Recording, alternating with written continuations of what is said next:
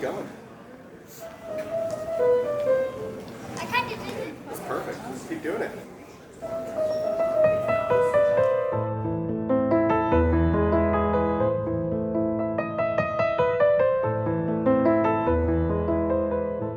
Kids have really rich feeling lives and emotional lives. They feel significant levels of anger or sadness or joy or fear. Seeing the difference between when Oliver's doing well and when Oliver's really struggling, you can tell there's something real happening.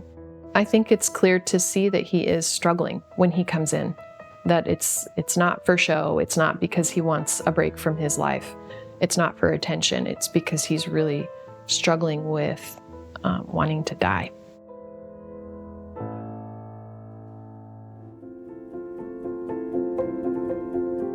A few months ago, we received a call from Oliver's school, and Oliver had a very difficult day. Oliver had made comments of wanting to harm himself. We went to an emergency department and were pretty quickly turned away. And knowing that it wasn't right, we went to Phoenix Children's. We went without a road. We went without a path, not knowing where our future was. So I met Oliver probably like 2018. I had a service dog with me at the time.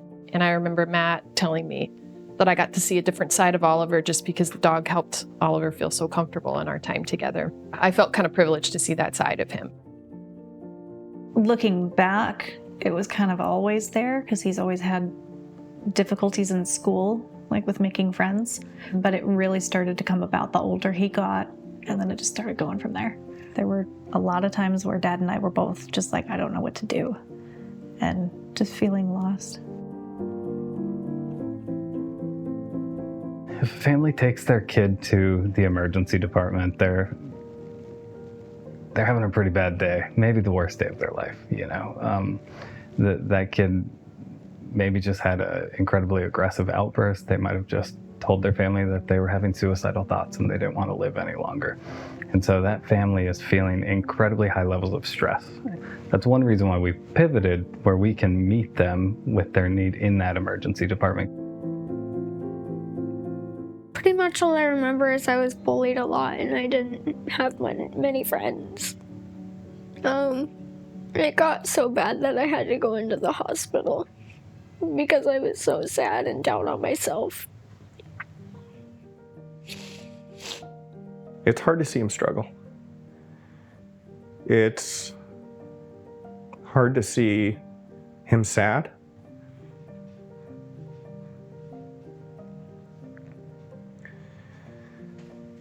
He has wonderful days, he has great days, and then he has days that are very difficult.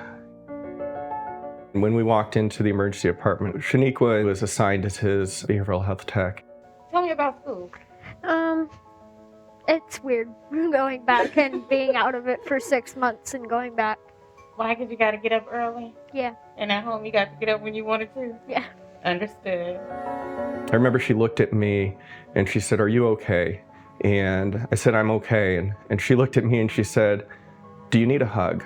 And I broke down. I had tried to be as strong as I can that entire day, but at that moment was the moment that I needed support. We see a lot of parents who are at the end of their rope and they'll say, I don't know what else to do. We've been waiting for a provider in the outpatient world, or we've been to all of these places and nothing's helping. And so a lot of what I do is I listen. I try and just let the parents know that I hear them and I see them, and then I problem solve with them. You can be a really smart person, a well-resourced person, and when your kid needs help in that way, sometimes you still gotta wait to find it, and that's extraordinarily difficult. And yet on the flip side of that, especially when you're talking about a kid, there's always hope that if we can connect to the right person, we can find those answers and help them live their best lives. And so it's living in both spaces with both sides of the coin simultaneously that's really hard. Keeping a child safe is one thing, but keeping them safe from themselves has been difficult. He's very smart, so he finds ways that I would never have considered that would be possibilities to be unsafe.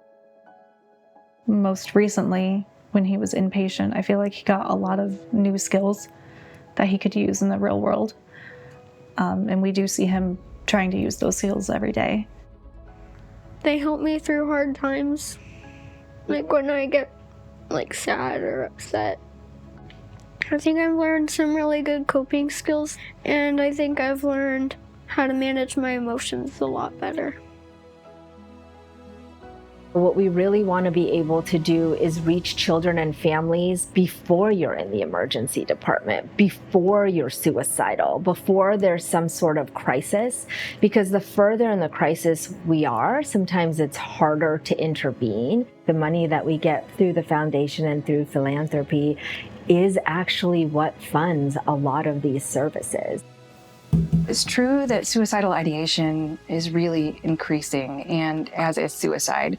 It's a real public health problem, and yet many kids go on to lead healthy, meaningful, successful lives, especially when they know that they are cared for and loved and have a support network around them. And so we at Phoenix Children's are delighted to be able to help support the caregivers in doing some of those things and creating those bridges and the gaps of care that are real and truly exist in our community. Oliver's a joy.